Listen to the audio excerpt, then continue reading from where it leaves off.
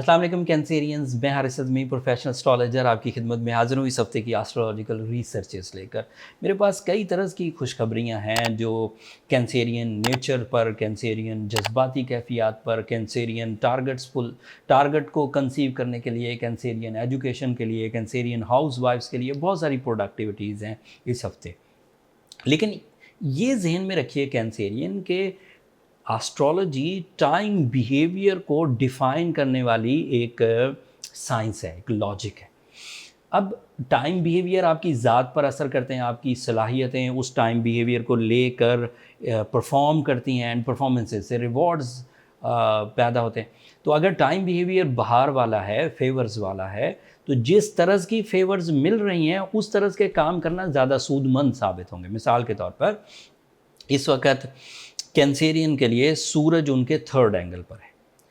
अब this is a time कि जब आपका सेकंड हाउस का रिप्रेजेंटेटिव एक अच्छे एंगल पर है, तो इसके दो तरह के फ़ायदे आप ले सकते हैं। कैंसेरियन नेचर मेल हो फीमेल हो, दो तरह के फ़ायदे ले सकते हैं। एक तरह के फ़ायदे ये हैं कि you are more decisive, captain skills produce होंगी, करेज प्रोड्यूस होगी, ब्रेवरी प्रोड्यूस होगी, कुछ कर गुजरने का जज्बा पैदा होगा। अब ये एक तरह का फ़ायदा है, इससे आप वो जो सोचों में मुब्तला थे, ओवर थिंकिंग में मुब्तला थे। सम कैंसेरियन जो कि मैंने पिछले हफ्ते रीड की है, वो तो ओवर थिंकिंग के बाद वाला स्टेप होता है एक नेगेटिव थिंकिंग, जिसमें लोग अपना हक छोड़ने लग जाते हैं, जिससे लोग अपना वो क्या कहते हैं उसे टॉलरेट करने लग जाते हैं, मतलब बर्दाश्त करने लग जाते हैं कि कुछ भी खराबी आएगी हम बर्दाश्त कर लेंगे। तो उस लेवल पर कुछ लोगों को देखा, लेकिन क्योंकि सन अब अच्छी पोजीशन पर हैं तो मुझे लगता है कि मोस्टली कैंसेरियन उस लेवल से निकल जाएंगे। तो एक तरह का फ़ायदा। अब दूसरी तरह का फ़ायदा ये है कि क्योंकि ये आपके सेकंड हाउस का रिप्रेजेंटेटिव है, तो अमूमी तौर पर कैंसेरियन नेचर को मटीरियल एडवांटेजेस मिलेंगे। तो ये 30 दिन का एक फ़ेज़ है, this is a season off material achievements. अगर जॉब हासिल करने की कोशिश करनी है कैंसेरियंस ने, 25 साल के एज वाले लोग, 24 साल की एज वाले लोग, 32 ईयर एज तक इस वक्त अपने कैरियर को स्टार्ट करने की परेशानियों में होंगे। मोस्टली ऐसा होता है।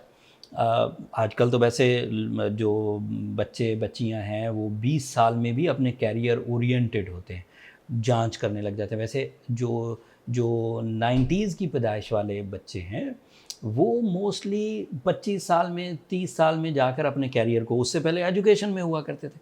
लेकिन जो 20 ये मिलीनियम ईयर में पैदा हुए वो 20-22 साल में भी अपने कैरियर, मैंने ये देखा है फ़र्क, लोग ज़रा तेज़ी से सोचते हैं, अपने साइड बिजनेसेस, ऑनलाइन एक्टिविटीज़ इस तरह के। तो उन लोगों के लिए ये टाइम बहुत अच्छा है इस वक्त।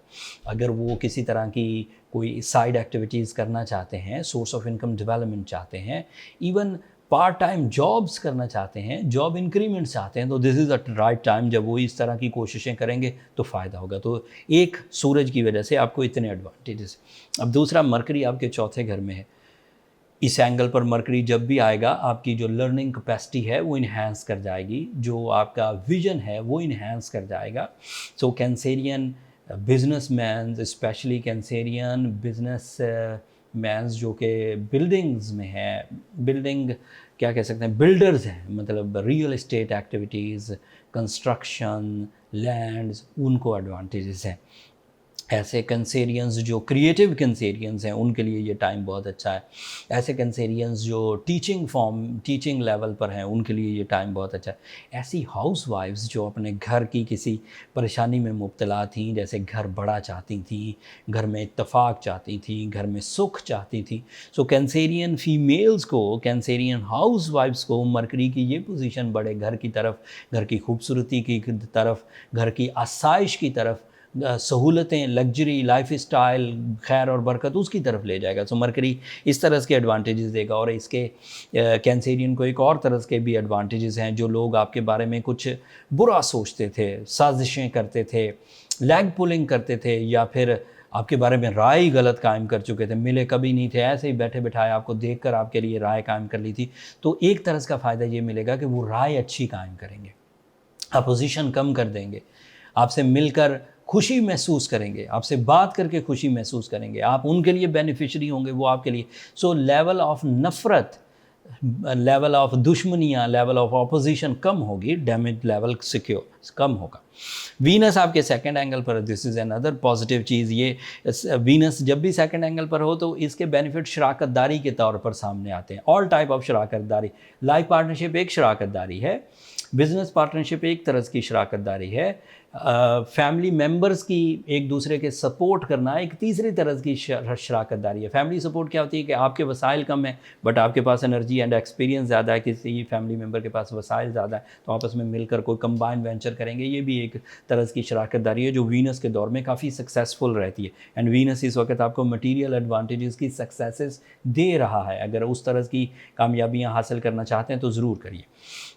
वीनस की वजह से सडन गेन्स भी एक्सपेक्टेड हैं, मतलब आप शराकतदारी का काम करें या आप इंडिविजुअल ऐसे कैंसेरियन हैं जो इस वक्त कुछ परफॉर्म कर रहे हैं अपने कैरियर में, अपने सोर्स ऑफ इनकम में, इवन अपनी लव लाइफ में, तो वहाँ पर से अचानक बड़ी कामयाबियाँ आ जाएंगी। ये इजहार मोहब्बत का भी सही टाइम है Cancerians. This is a plus point for your emotional attachment, for your life partnership decision, for your life partnership finding and even successful life partnership. अगर कोई कैंसेरियन ऐसा था जो लाइफ पार्टनरशिप में स्ट्रगलिंग था, उसकी इमोशनल अटैचमेंट्स नहीं बन रही थी, इमोशनल फ्रैंकनेसेस नहीं बन रही थी, तो Venus, when the Venus is in your second angle, so this is a possibility for the Cancerian. Couple में कोई भी कैंसेरियन होगा तो शकूक दूर हो जाएंगे, मोहब्बतें बढ़ेंगी, अटैचमेंट्स बढ़ेगी, दिलचस्पी प्रोड्यूस होगी और वो पॉजिटिव भी रहेगी।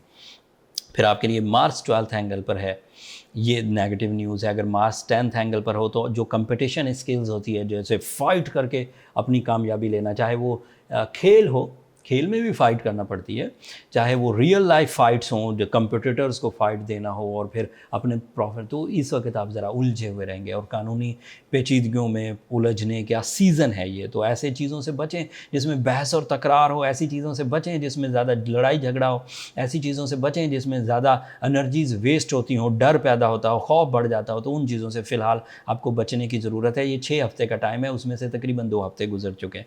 एंड जुपिटर आपके लिए रेट्रोग्रेड है 10वें एंगल पर। This is a bad news. जो लकी फैक्टर कैरियर के लिए मिला करते हैं वो जुपिटर की रेट्रोग्रेशन की वजह से 23 नवंबर तक अभी नहीं मिलेंगे। सो आपको ज़्यादातर डिपेंड अपनी सलाहियतों पर, अपने प्लान्स पर, अपने रिसोर्सेज पर एंड अपनी स्किल्स पर करना होगा, लकी फैक्टर नहीं। But there is a positive news, Saturn आपके 8th एंगल पर था, काफ़ी नेगेटिव था। अब वो जो नेगेटिविटी पैदा कर रहा था, जिसकी वजह से सैटर्न अगर डायरेक्ट होता तो नेगेटिविटीज़ पैदा कर रहा होता, बट वो खुद रेट्रोग्रेड है तो नेगेटिविटीज़ पैदा नहीं हो रही। तो यहाँ पर आप दीगर स्टार से ज़रा डिफरेंट इमेज रखते हैं कि सैटर्न सभी के लिए डैमेजिंग है इस वक्त रेट्रोग्रेड होकर, but you are the positive side. अगर सैटर्न रेट्रोग्रेड रहे तो आपके लिए अच्छा है जब तक वो 8वें घर में, 7 मार्च 2023 तक वो 8वें घर में है और अभी वो तकरीबन 23 अक्टूबर तक रेट्रोग्रेड। तो you are in a golden season from 20 till 23 October.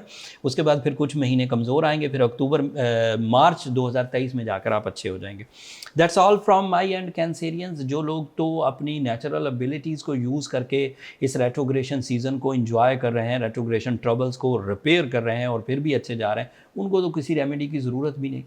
But अगर कोई कैंसेरियन ऐसा है जो ज़रा डिफ़िकल्टीज़ फेस कर रहा है कैरियर में भी, सेहत में भी, रिलेशंस में भी, परफॉर्मेंसेस में भी, सोचने समझने में भी प्रॉब्लम्स आ गई हैं, ब्लैंक रहते हैं, उदास रहते हैं, तो फिर आपको रूबी पहन लेना चाहिए। That is a catalyst. Astrologically एक बहुत अच्छा मेथड ऑफ ट्रीटमेंट है, दैट इज़ कॉल्ड एज जेमोलॉजिक्स। सो जेमोलॉजिक्स के मुताबिक अगर आप रूबी पहनेंगे तो उससे एक फ्रेंडली रेडिएशन मिलेगी जो आपकी स्ट्रेंथ को इन्हांस कर देगी, जिससे आपके अंदर वो वीकनेसेस जो सोलर सिस्टम से पैदा हो रही हैं, वो वीकनेसेस बहुत हद तक इस कैटलिस्ट से, इस रूबी से रिकवर हो जाएंगी। साथ में सूर्य शम्स भी ज़रूर पढ़िए।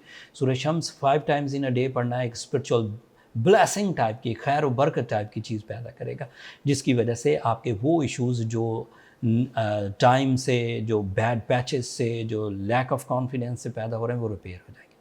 अगर कोई कैंसेरियन ऑलरेडी इन चीज़ों को कर रहा है और फिर भी ठीक नहीं हो रहा, तो फिर उसे अपने पर्सनल कैलकुलेशंस की तरफ जाना चाहिए ताकि मेन कॉज ऑफ डैमेजेस पता चल सके। उसके लिए नंबर नीचे चलते रहते हैं, आप इन पर रब्ता करके अपने लिए टाइम ले सकते हैं कैंसेरियन, और अपनी पर्सनल टाइप की डिस्कशंस, पर्सनल टाइप की जो ट्रबल्स, इश्यूज़ हैं, उन्हें रिपेयर कर सकते हैं। बट वो फ्री फोरम नहीं है कैंसेरियंस, होपफुली आप अंडरस्टैंड करेंगे। That's all from my and. अब आखिर पर मेरी 2 दरख्वास्तें। अगर मेरी ये कोशिशें, अगर ये एस्ट्रोलॉजिकल अवेयरनेस, ये सोलर इवेंट्स आप तक पहुंचाना आपको अच्छा लगता हो तो अपनी दुआ में मुझे और मेरी टीम को ज़रूर याद रखिएगा। एंड चैनल को भी सब्सक्राइब करना मत भूलिएगा, आपकी सब्सक्रिप्शन हमारी हौसला अफजाई की वजह बनते हैं। अगले हफ्ते जो मज़ीद एस्ट्रोलॉजिकल इवेंट्स आएंगे उनकी तफसील के साथ आपकी खिदमत में हाजिर होंगे। तब तक के लिए मुझे इजाज़त दीजिए। अल्लाह ने के बाद।